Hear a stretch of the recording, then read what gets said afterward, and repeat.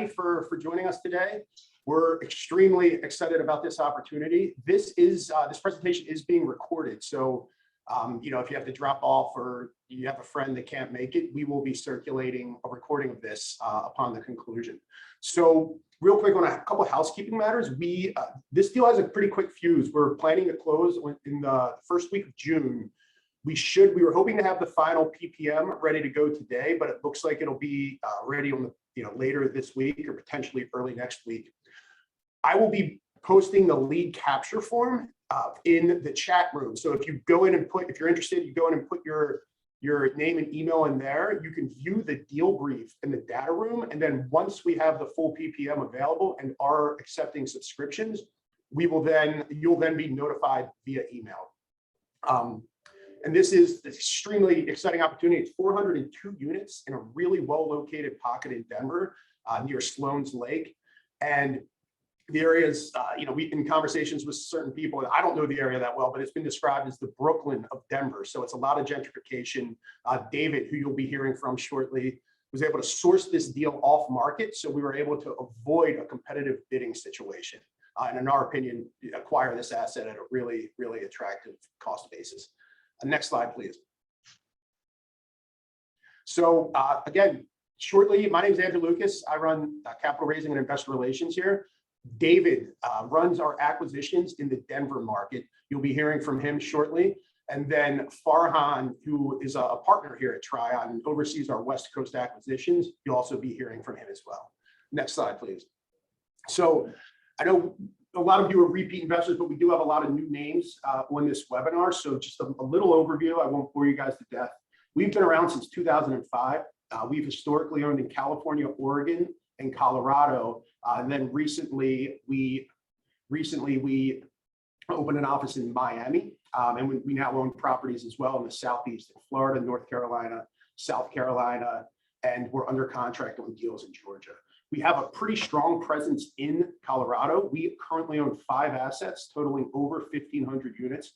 All of these properties have been acquired off market, along with Terra Village, which we're extremely excited about.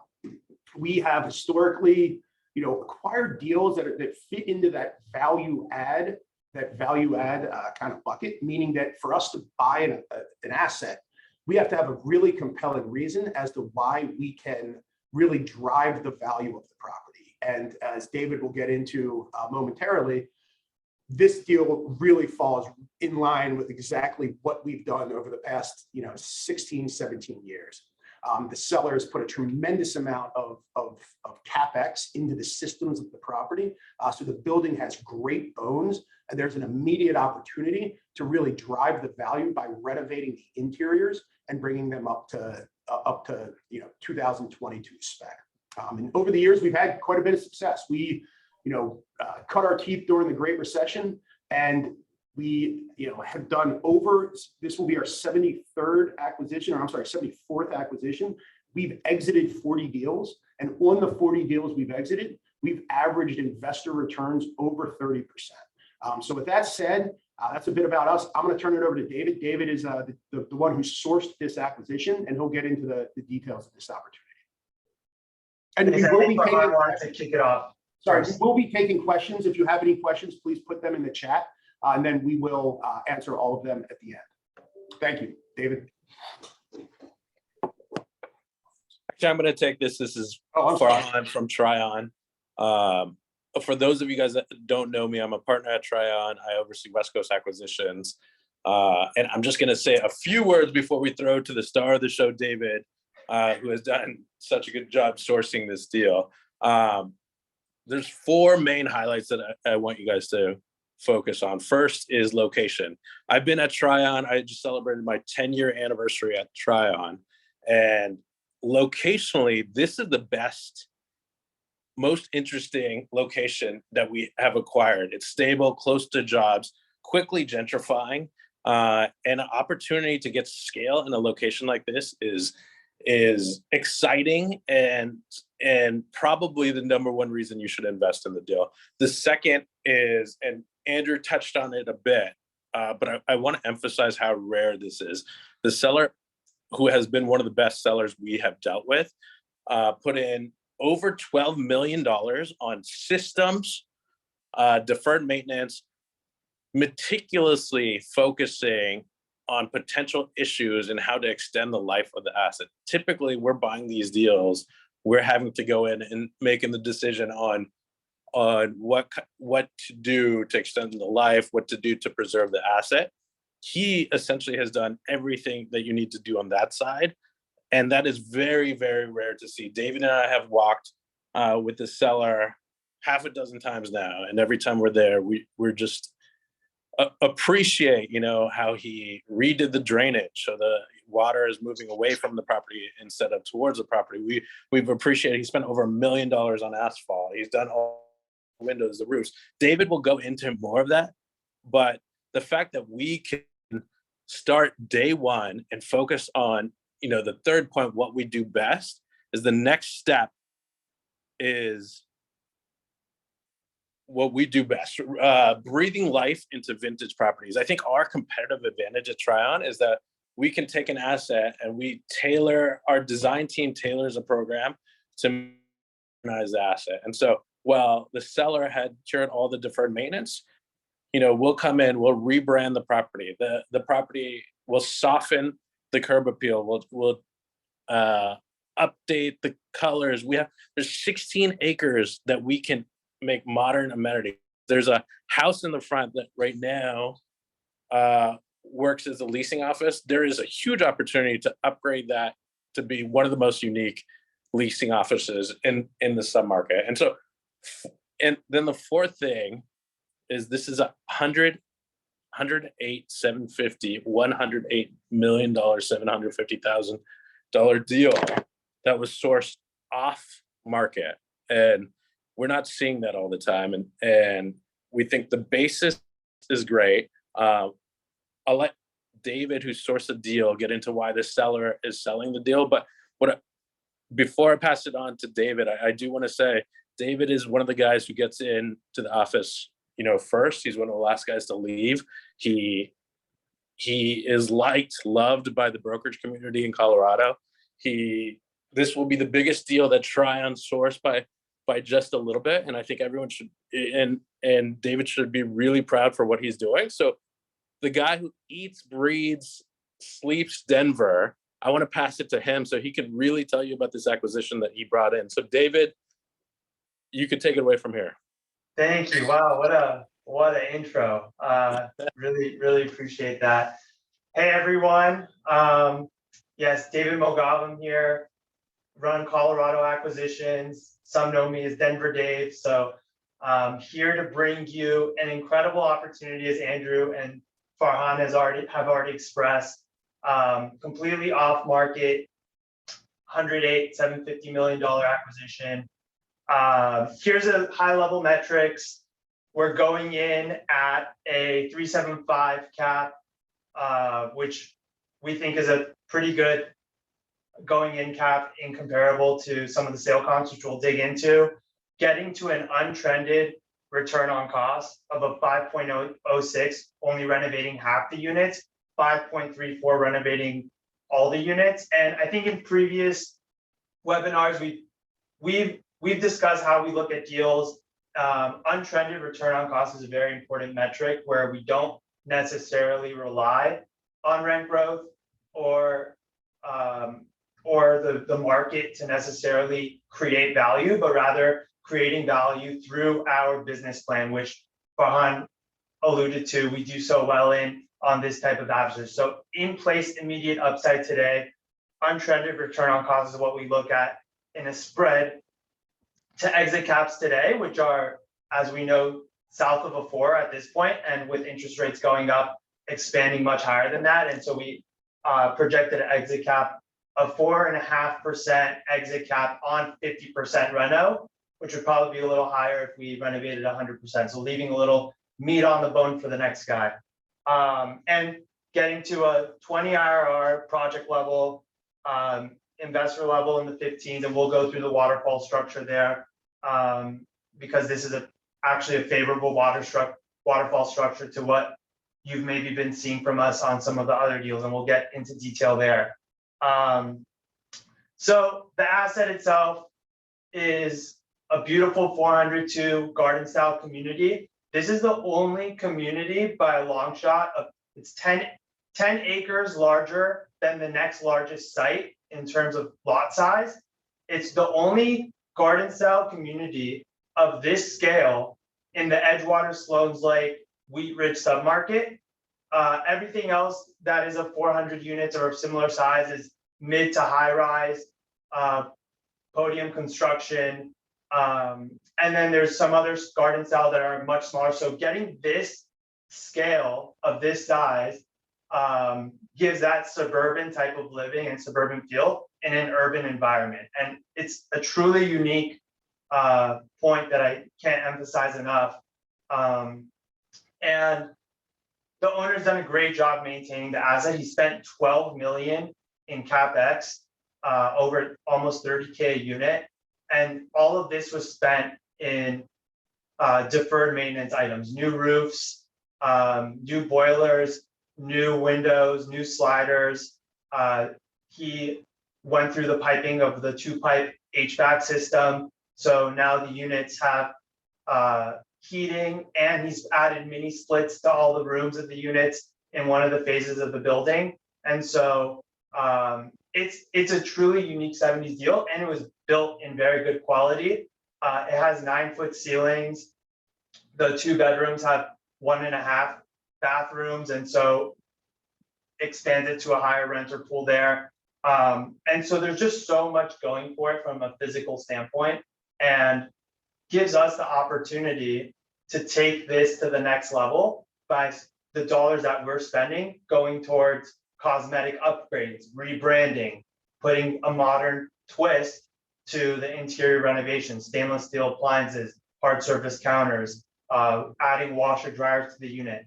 And so we'll go through that program as well. But really good bones overall. And the area we've already kind of touched on. Andrew said it's the Brooklyn of Denver.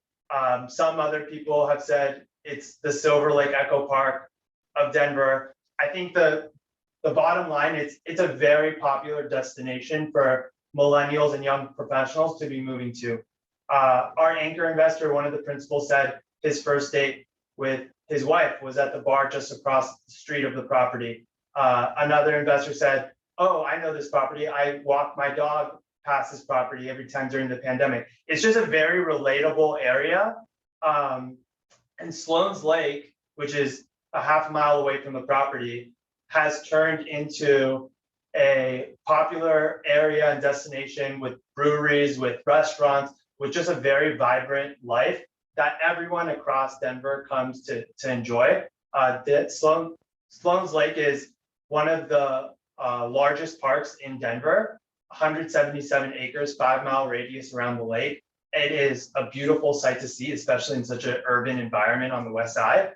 And so if you're from Denver or know about Denver, Sloan's Lake is definitely a sub-market that people are really attracted to. And so here's just a little overview of what's around it. Edgewater Marketplace, great area. This is just a lot of local amenities around it. And again, to the demographics, I mean, in the past 5 years, Sloan's Lake has gentrified tremendously. We've never really seen an area gentrify this quickly right before our eyes. You see these, skinny, tall townhomes that are built, selling for over $1 million next to dilapidated homes that are getting ready to get grazed and also be put up and sold for over $1 million. And everything is just moving so quickly. The retail is incredible.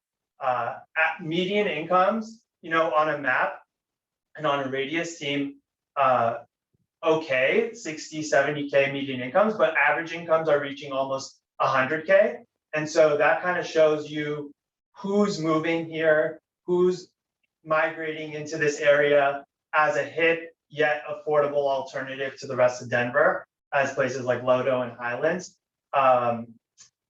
And let's go to the next one. Yeah, and so one thing to also point out is being on the west side in Denver in general, you are pretty insulated to the supply that's coming online. To the west, you have topographical barriers, you have the Rocky Mountains, and then to the south, you have Lakewood, which has just passed in 2019 its strategic growth initiative, which basically calls for no more than 1% of total inventory to be built within a year. And so that is artificially capping supply to the south of the property. And so to the south of the property, you have low supply coming in. To the west, you have low supply coming in. To the north, you're pretty landlocked as well. Wheat Ridge and areas like this is primarily single family landlocked homes. And then to the east, you have podium construction more in downtown central business district. And so you can see here how you have low supply, which drives demand. And what we see here as a result is really high rent growth. And so the Denver West has performed extremely well. It was very resilient during COVID, saw little to no losses in rent growth and high occupancy. But then as Denver recovered from COVID, we saw incredible rent growth. Shows here around 12%, 10 to 12% coming out of COVID, and it never really dropped. And so this is an area that's been resilient. So not only showing high rent growth when times are good, but also staying strong and resilient during tough times as well. And this is also, again, we touched on this, a really strong unit mix, primarily 2s and 3s and also some 1s, bigger than average unit size, and in-place rents around $1,400, where we actually think the upside just marking to market is $100 to $200 higher, and then with a renter premium even higher than that. So our average pro forma rent per unit at $1,800, and this is actually $1,800 factoring in the units that we're marking to market as well as renovating. And here's some photos. So, the seller has done a great job maintaining the asset and has upgraded some of the amenities. It's got a basketball court, dog park. Area is very pet friendly. See this here.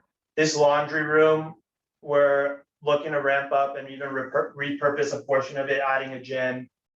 We got a lot of plans for this asset. There's a lot of land again, as we said, so just plenty of opportunity to come in. You can see the interior photos here. They've put LVT flooring in most of the units, but it still has the stainless steel appliances. The counters are older but have been resurfaced. We're going to come and put hard surface counters, and we're adding washer dryers to one of the phases of the property. And so that's the basic reno plan. We're doing new cabinet fronts, adding a tech package, just really catering it to the demographic that we're seeing gentrify Sloan's Lake today. And so this is the sources and uses. You can see also what we're charging. We charge an acquisition fee. We've sourced the debt, but we're not charging a loan broker fee, but we do have a loan fee that's going to the bank. And then we charge an asset management fee, which is a percentage of EGI. We self-manage as well, which really is one of our value add components to how we're able to get these deals done, is by having a good pulse to the ground and understanding where the market is and how to move rents effectively and how to turn units efficiently. And then for our financing terms, we were able to secure a loan with Acor at a 70% loan to cost. It's a 4-year term with a 1-year extension. So plenty of the time mitigating maturity risk. We bought a rate cap. And so I would say, one thing we like to always discuss is some of the obstacles or challenges with the deal. I think one of the biggest challenges here is doing this value add in a rising interest rate environment. And so we've done a lot of things financially to mitigate that risk. We've baked in a SOFR curve that factors in rising SOFR projections, and we've taken the latest SOFR curve to do that. We've bought a rate cap at 3%, and so our interest can't go higher than 3% plus the spread of 290. So all-in rate of 5.9% is the highest that our interest rate would get to. So capping that mitigates the rising interest rates to go further from that. And we're also funding a portion up front and then reserving the CapEx, future CapEx for later, which also minimizes the risk and the carry cost, where we only draw when we need to rather than paying interest on a fully funded loan.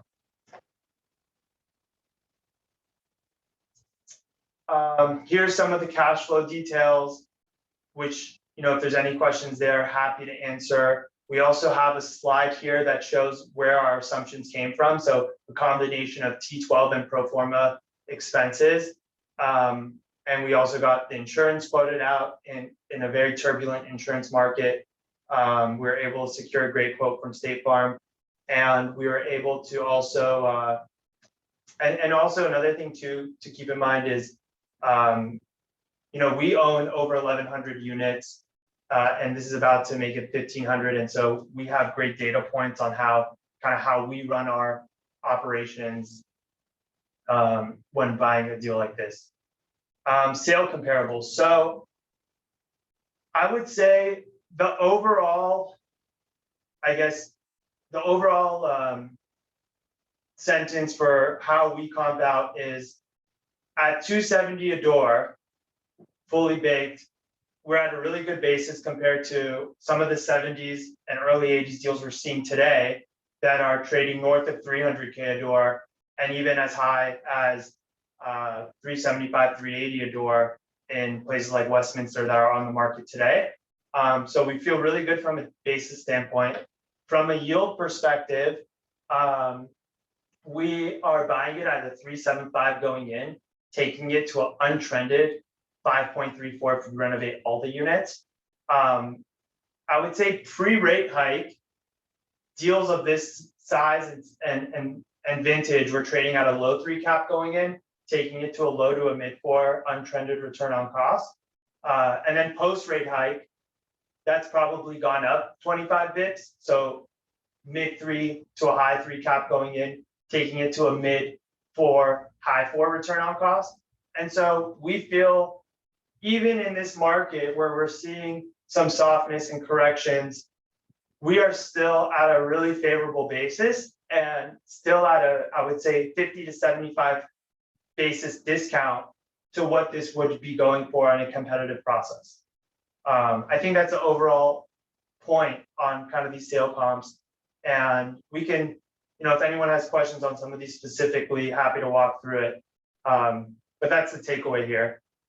From a rent comp perspective, we've focused on comps that are north of Colfax and that are showing the spec that we're doing, as well as some of the comps that are maybe not renovating and showing like what their floor is. And so we've actually comped our rents close to Concordia. Concordia is an 80s deal, but is not renovated and doesn't have washer dryers in unit. And our deal comps to Concordia extremely well, and ours is renovated. So we actually think we've underwritten our rents kind of where Concordia is, but we think we could surpass it. And we're discounted from Sloan's Lake apartment, which is right next door to Concordia. It's actually the same exact structure, it was the same developer as Concordia, but renovated with hard surface counters, new cabinets, stainless steel appliances, and washer dryers in unit. And you can see here the reno premium that Sloan's Lake Apartments is getting from Concordia. It's almost $300, maybe sometimes even $400. And that of itself is a great case study to the point that this is a high ROI market. Whatever dollar you're putting into the deal cosmetically, you're going to get out in rent. And so unlike some of our other deals where the floor is high and maybe the reno premium is a little bit thinner, we see this as an area where renovations go a long way, and it caters towards the story of how this area is gentrifying and people are looking for a high quality spec reno at a relatively affordable cost to, let's say, the person buying the $1 million home or someone that's living somewhere brand new. And so this is a great medium between affordability and also quality of life. Same thing with the twos. And so, and here's kind of details on it. Our deal brief has all this info where you can kind of see this in more detail. And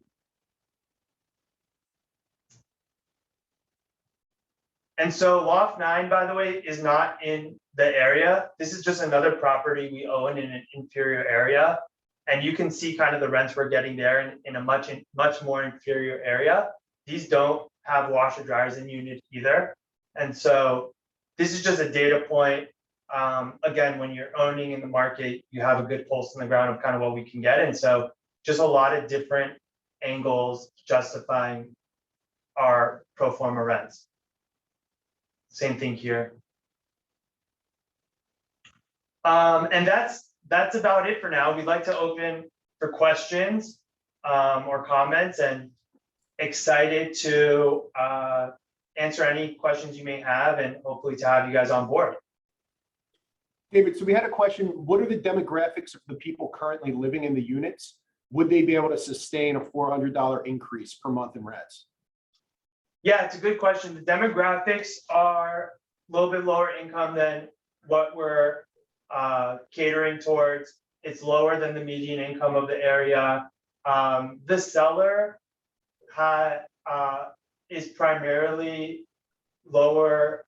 He has more properties that are more low income, and so this is one of his only market rate housing, and so it's been more of an affordable type of deal just from a natural affordable perspective.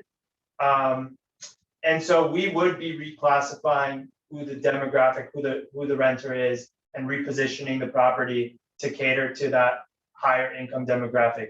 Would they be sustaining the 400 rent increases for a renovated unit? I mean, it's really more so that when you're putting in all these, washer dryer, all these tech packages, the stainless steel appliances, the quartz counters, it's a brand new unit. And so it really is catered to a whole new renter.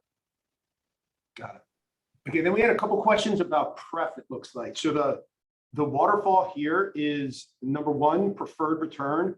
Then it's an 80-20 split up to an 8% preferred return, then an 80-20 split up to a 15 IRR, then a 70-30 split up to a 20 IRR, and then 60-40 after a 20. So because we're partnering with institutional equity on this group, our individual investors are getting that institutional split versus the 75-25 after an 8 with a catch-up that we oftentimes use when we syndicate a deal. Couple other questions. How long has the seller held? Why is he selling? What benefit did he get from the $12 million in hard cost expenditures? Yeah, so the seller originally had an upleg in the southeast that he was looking to exchange into. He has a great relationship with a management company out there that he wanted to start scaling in the southeast. And so in the competitive environment we were in, we were approached by a broker who has a strong relationship with the seller and said, can you put an offer on this property with strong terms and give certainty of closing to this seller for his down leg so he could exchange into his up leg. And so when we started that process with the seller, we met with him multiple times. We went to the property with him multiple times. We walked through the units. And this was before we were even under contract, or we were under LOI. And we built that relationship. He ended up not moving forward with that particular deal, but he said essentially, hey, we like you guys. We like the vision you have for the property. He has a lot of pride of ownership as well. You guys seem like capable people that could carry out this business plan. I'd like to sell it to you regardless. And so we came up on price and we agreed to this price, which is a little higher than what we were initially at. And we were able to strike a deal. Got it. Thanks. And then I think the second question, what the second part was the 12 million. What was the exact question? What benefit did the seller receive from the 12 million in hard cost expenditures? Yeah, so when we're doing renovations on any deal, we always break it up into interior renovations, exterior renovations, and then deferred maintenance items. That 12 million was heavily weighed on the deferred maintenance items. And these are items that you don't necessarily want to do because you don't get an ROI, but you need to do, right? These are, you need to fix the roofs, you need to change the boilers, you need to do this. And what you get out of it is now a well-run, efficient apartment building. Probably one of the best quality 70s deals we've seen, at least on the west side, at least that I've seen, not only in Colorado, but even in some of our other markets. This is a seller who's really put his blood, sweat, and tears into this deal, loves the property, has a pride of ownership, and has taken such great care. And you see it, and he's put a lot of it in the deferred maintenance items.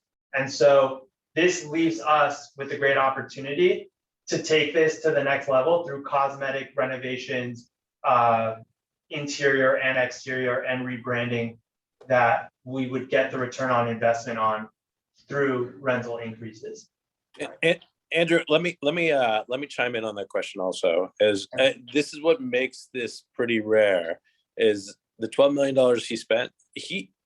His plan was to own it forever. He's told us his plan was to own it forever. That spending $12 million is on systems is a plan to kind of own it forever. And so, and truthfully, you know, if we were buying a similar deal on a 5-year time horizon, we would not have spent those $12 million. But now that he has, we're going to benefit from it, and the next buyer will benefit from it also. But ultimately, his plans changed, and we are going to benefit from that. And this is not usually how these vintage deals go. Usually, we have to do a lot more heavy lifting. Then we have a couple of questions, guys, on rising interest rates, softness in the market, people saying the economy seems to be in the late stages. Like, how, maybe Farhan, can you speak to that, and you know how we, even with kind of the changing economic climate, how we think that we're still getting this deal undervalued? Yeah, absolutely. David mentioned earlier, we look at things on a return on cost basis. We are being very cautious about the deals that we put under contract today. We're looking at a widened return on cost. On the West Coast, we're looking primarily on off-market deals where there's low-hanging fruit, potentially mispriced. We think, you know, we think potentially if this were out on the open market, we think potentially pricing would have been, you know, 40 to 50 basis points wide, maybe more. I think David would say probably a little bit more, but conservatively 40 to 50 basis points wide. And we think this location is a good long-term location. And the other interesting thing that's happening in multifamily is that operations have never been better. The growth that we're getting is unbelievable. This submarket is 97.5% occupied, the Sloan's Lake submarket, with 13% growth. We're projecting 4% growth. At some point, the growth is going to slow, but the goal is we continue to get the growth as cap rates will continue to expand. We're underwriting cap rates today at 75 to 100 basis points wide of where they are now for a value add on the exit. And I'm saying 75 to 100. I think we've seen probably a change somewhere in the 25 basis point cap rate at the beginning of this year. And we think probably there is going to be somewhere between, a 50 and 75 basis point expansion of cap rates by the time we exit in 4 years. Sorry, I'm kind of answering the questions as they're coming in the chat. But there's a lot that we think about. The other thing I think I think about these days more than anything is Andrew will come into my office and say, "Hey, how do you feel with the economy?" And I'll say, "I feel good. This deal, untrended debt yield on this deal is an 8.25% debt yield." We look very closely on debt yields. We're going to move quickly. I'm going to be, along with the team, we're going to be back. We're going to be at the property the first week trying to figure out how we can push NOI quickly.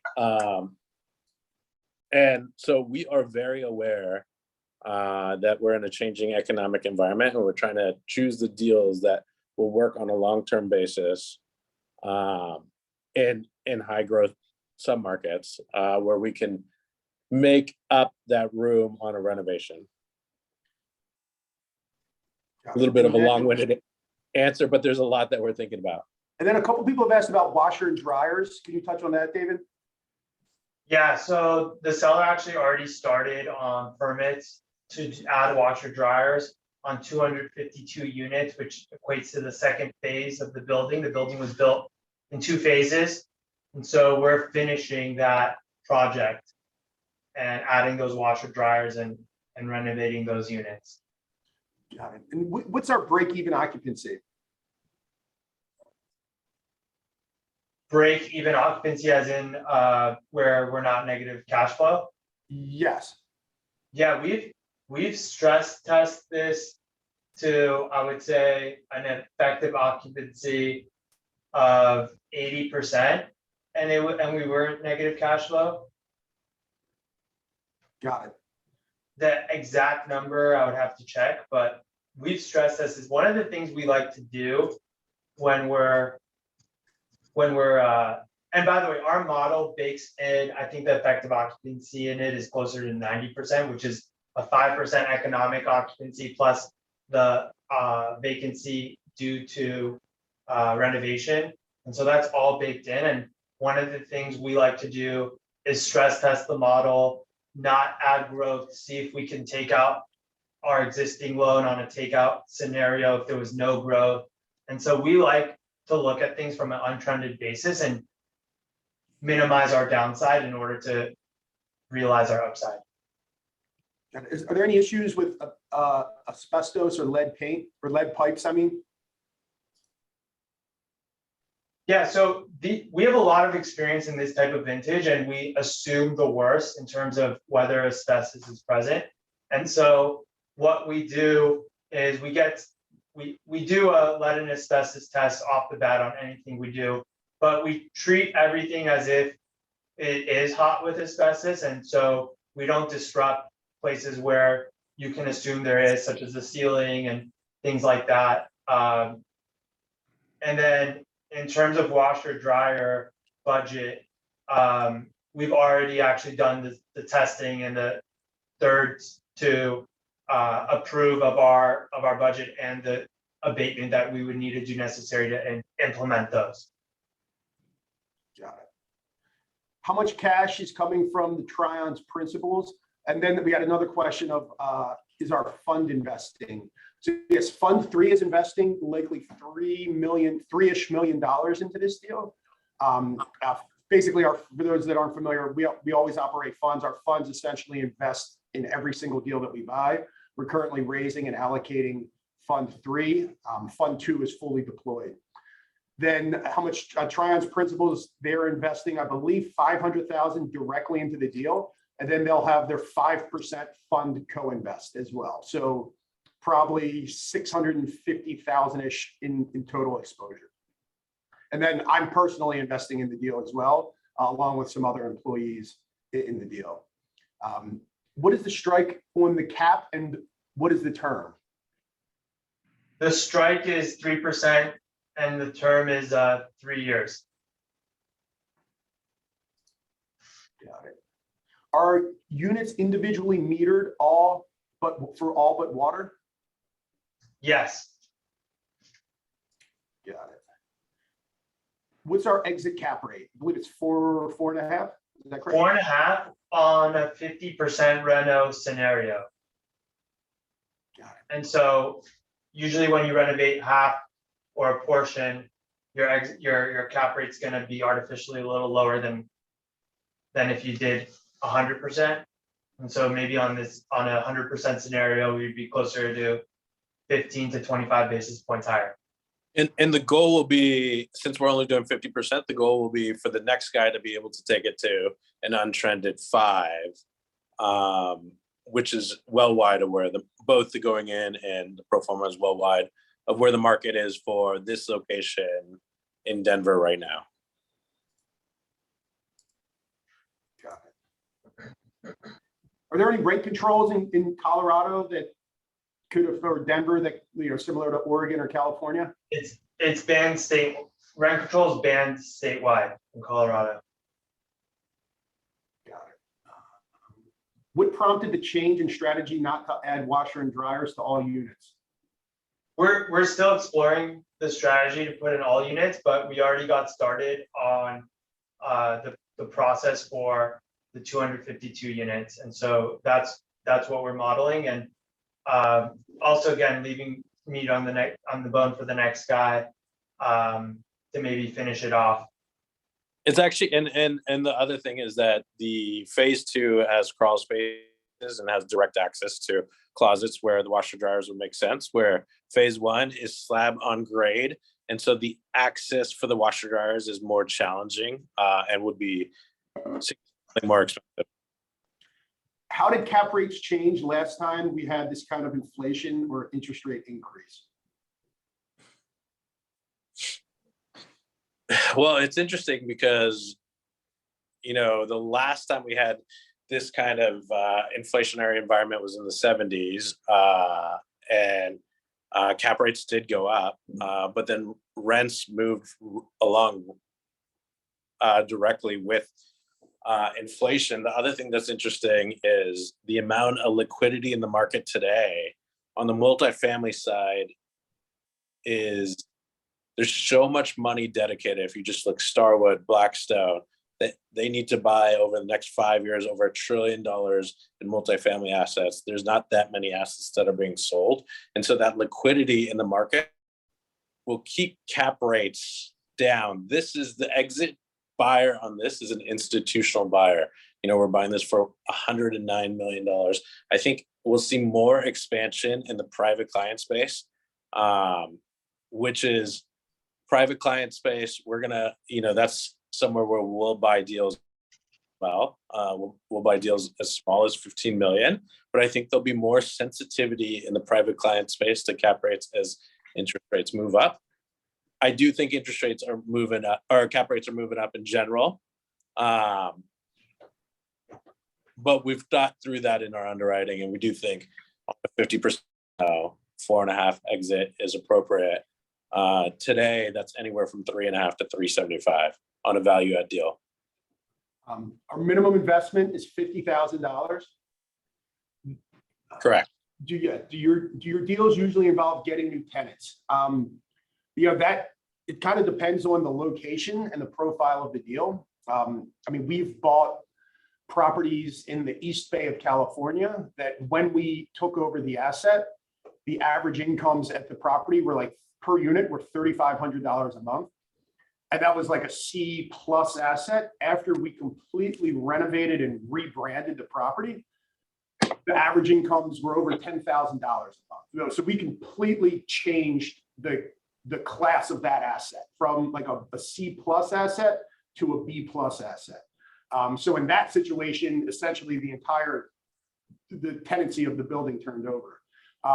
We've then conversely, some of our deals in Portland, Oregon, we may be taking rents from $1,100 a month to $1,400 a month. So in a deal like that, the residents would be able to absorb that shock and be, pretty happy about paying another $300 a month to live in a renovated unit versus an unrenovated unit. I think in this deal, it's probably going to be a combination of both. There will be some residents that will willingly pay an extra, $300-400 for a fully renovated, modernized unit, and then there'll be others that will choose to move to more of a workforce housing type property. Did I hear that the state banned rent control? Please confirm. That's correct, right, David? Correct. When would you expect to distribute to investors? And will there be any pass-through depreciation available for taxes on 2022? The answer is yes. You will get, I'll let David and Farhan speak to the distributions, but you will, the way we structure our deals, all of the depreciation passes through pro rata to our investors. So typically you do not, pay taxes basically until we sell the property, unless there's a massive refi event where we can return capital in full. And then to answer your cash flow question, there'll be minimum cash flow in year one. There'll be some cash flow in year two, 2%, and year three will be at 5%, year four, 7.5%. So once we get through, and this is assuming a 3-year renovation. I think the goal internally is try to get this done in 2 years. But once we're stabilized, we should be north of a 7% cash on cash, which will allow us the opportunity that if it doesn't make sense to sell at that point, will allow us the opportunity to hold on longer, given that the stabilized cash on cash is relatively strong. Your other properties in Denver, how are they doing? Are they profitable? Fantastic. They are fantastic. We've got a property. I just looked at the trade outs that had 55% trade outs on new leases. Farhan, explain what a trade out is. Yeah, a trade out is when one person moves out and the next person moves in, the percentage change between the rents. So if someone moved out and the rent was $1,000, the next person moves, the rent's $1,500. That's a 50% trade out. Now, David showed the slide of 2 properties that we own that we think are inferior properties in inferior locations in Aurora and or closer to Aurora and North Glen.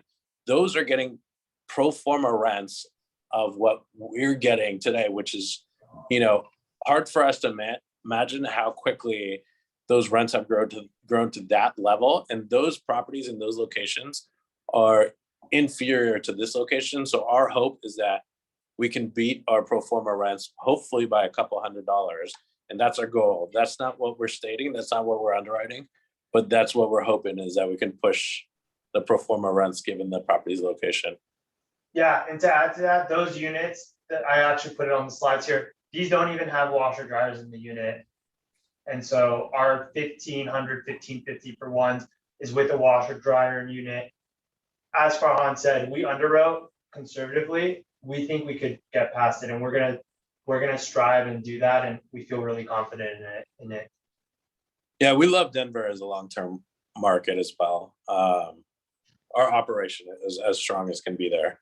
And it's a very competitive, very hard market to acquire deals in. And so when you off-market deal like this with this size, this scale, and this location, you jump at it with everything you got. We have a couple questions about the rate cap being 3 years and then anticipating a 4-year hold. What's our interest? Can you speak to our interest rate exposure after the 36-month cap period expires? Yeah, we can buy another rate cap. We can buy another rate cap at that time. It's not economically feasible to buy more than a 3-year rate cap. Just to give you guys an idea, the 3-year rate cap was $1.5 million. It was very expensive. Never seen rate caps this expensive in my career. It is a lot of people, what they're strategically, they're doing a 2-year rate cap and then doing 1 year after that. We think we're going to get through a lot of our value add within 2 years, but we know we'll get through it in 3 years and we'll be in a position to refinance. And so that was the reasoning we didn't buy refinance or sell for that matter. That was the reason we didn't buy a 4-year rate cap. Yeah, you don't recoup the cost when you pay for a 4-year rate cap. And so buying a 3-year is kind of the safe bet in allowing us to finish our strategy by then. Got it. What do returns look like if we stress cap, like exit cap, like up to 5%? We can run a sensitivity to show that. I don't think we have it on here. But We haven't probably go on. the returns if you stress to 5 are going to be somewhere in the ballpark of an 11% to investor. David will confirm and we could send that out. I was just looking at it yesterday. Yeah, I think it moves 250 bips each quarter point you move the exit cap to investor.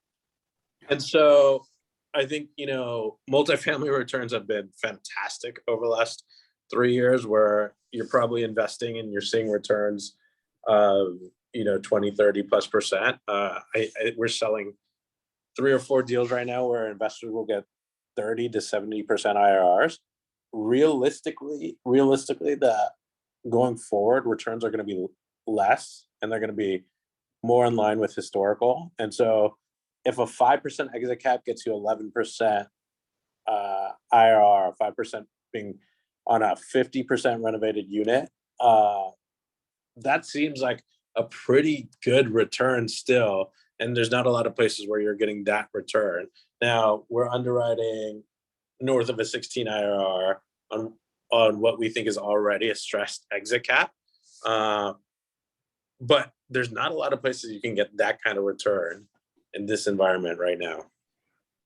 Another, just on that note as well, even if cap rates expand, if we continue to see significant rent growth, NOI will expand as well. So, if your NOI increases significantly and cap rates increase significantly, they don't necessarily offset each other one for one, but it protects you from that. Yeah, and we only underwrote 4% rent growth, and I know rightfully so, a lot of sponsors are underwriting higher rent growth. We've always looked at deals from more of an untrended basis, but we think the next 2 to 3 years are going to be very strong rent growth. I think the projection in West Denver was 12%. The projection on Sloan's Lake was north of 30% over the next year. I don't believe it's going to be 30%. If it is, we will all celebrate. But we do believe strongly it's going to be more than 4%. How are the waterfall returns allocated between the anchor investor and the individual investors that are on this webinar? Everyone's waterfall is going to be the same. Everyone's money is the same. There's no one investor that's preferred to others. Everyone's going to be the same. Yeah, this is very unique compared to some of our other offerings, where the way that it was structured, the JV or the anchor investor has basically negotiated the split for everyone that's coming in, whether it's for them or for any other LP. How's the crime in this area as the property, it looks pretty wide open and large and vast? Yeah, I think historically it's been rougher, being kind of in this urban part of Denver, but has been improving a lot. I think you still get your petty crime, as you're kind of seeing in a lot of urban parts of Denver still, but nothing necessarily more than that. Got it. Real quick, how much is the anchor investor putting in? Have you done a deal with them before? They're putting in roughly 26 million, and we're bringing 10 million. Our fund's going to be putting about 3 million in. We have another repeat investor who's putting in about 2 million. So essentially, we have about a $5 million piece available to our high net worth individual investors. We have done a deal with them. The first deal that we have did with them is the View that David just put this slide on. So we've done deals with them in Denver. They're very smart group out of the Bay Area, and we're looking forward to do another deal with them. They're very easy to work with. Yeah, and just a case study on this deal, also was sourced off market. there was obstacles. It was right when the pandemic hit. This had an affordable component that was technically out of compliance that we had to bring into it. Had some insurance obstacles as well.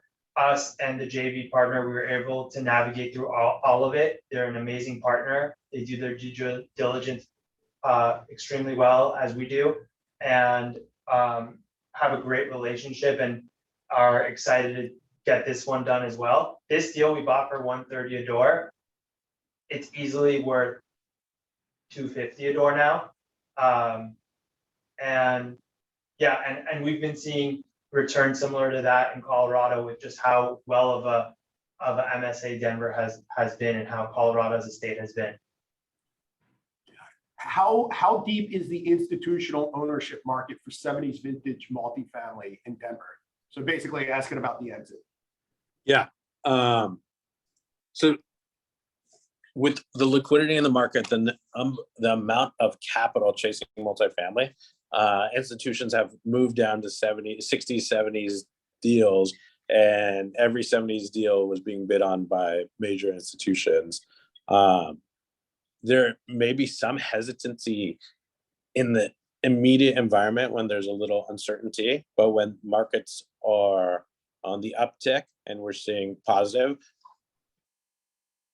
the institutional owners of multifamily will dive in. And then the other thing that I'd add on top of that is that the number one reason institutions don't go after 1970s product is because the age of the systems puts some risk on the deal. A lot of the systems here have been upgraded, and that's why that's such a positive for both our operation and our exit. And the second reason people don't like to buy 70s is ceiling height. This is a very unique deal where it's a 70s deal with 9-foot ceilings, which you don't really see often. And so it's built in really good quality. And as Farhan said, the systems have been upgraded, copper plumbing, copper electrical in one of the phases, and remediated aluminum in the other, and split systems. So with the heating that's been upgraded, so they have heat and AC all year round. So just a lot that's baked into this type of deal that's quote unquote 70s, but a really good quality 70s product. Got it. And then here I'll answer. It's unlikely that there will be an opportunity to 1031 out of this. So you do get the benefits of depreciation. So it's a tax-friendly investment, but you likely won't be able to exchange. In terms of timing, this deal does have a pretty quick fuse. We had basically a family office, LA-based family office that was going to put in $5 million, and they retraded on terms kind of last minute, which opened up this opportunity for direct investment. So currently we are set to close the first week of June. So we hope to have the PPM wrapped up by this afternoon or tomorrow at the latest. And then we will call capital next week. So it's giddy up. We gotta move fast on this one. Then what is the biggest risk to this investment, Farhan and David? The biggest risk for sure is the variable interest rate. Yeah, for sure. You know, the biggest risk on almost all multifamily deals recently is with low going in cap rates and increasing rates, the interest rates are variable. Now we're protecting the variable with a rate cap, but I still want to try to get through, move the NOI as quickly as possible and try to get either into fixed rate financing or try to sell or pull out a significant amount of capital. That's not underwritten, but that is, at the forefront of our team's mind. Got it. Okay. Are you credit committee approved by our lender? Yes. Yes. Wouldn't the 2-bedroom, 1.5 baths versus 2-2 configuration be a potential turnoff to institutional buyers? No, I mean, people don't pass based on that. I mean, you have to everything has its own rent, but it's not a pass to institutional buyers the same way that maybe, the ceiling height or systems would be. Got it. And a lot of the urban 1970s products are 2+1s. This is 2 + 1.5s. There is less of the 2+2s in the market. Got it. Who decides when it's time to sell, Trion or the institutional partner? Yeah, it's going to be a combination between the two. They do have buy-sell rights, but it's going to be a combination between the two. And I think one of the things to add to that, one of the benefits is we work well with this institution. We row the boat in the same direction. And I think, the fact that we have done a deal with them in this exact market that's performing well, and we've worked with them well, also says a lot. When is closing date per PSA? So we actually have an extension option until, I think the 3rd week of June, but we're trying to close this early. We want to close it by the 1st week of June. So we're trying to get the docs finalized, hopefully today, and then we can set up the PPM in our investment management system, and then everybody can execute online, and then we will circulate wiring instructions as soon as the account is open. So early in the chat, in the very beginning of the chat, I posted a link. If you do want to get access to the PPM once it's available, just put your name and email address in there, and then you will get all of the updates along the line in terms of timing, closing, etc. And then final question here, and then we'll wrap it up. Are the buildings on separate tax lots? Can the property be subdivided and sold in smaller pieces, David? It's all on one lot. It was built in 2 phases, and there's multiple buildings, I think around like 22 to 25 separate buildings, but no, they can't be sold off individually. Got it. Okay, great. Looks like we are, we're good to go. Thank you, David. Thank you, Farhan. Thank you, everybody, for joining us today. Feel free to reach out to us if you have any questions. alucas@trionproperties.com. Again, alucas@trionproperties.com. Thank you. Take care. Thank you, guys. We appreciate Thank you, everyone. Take care.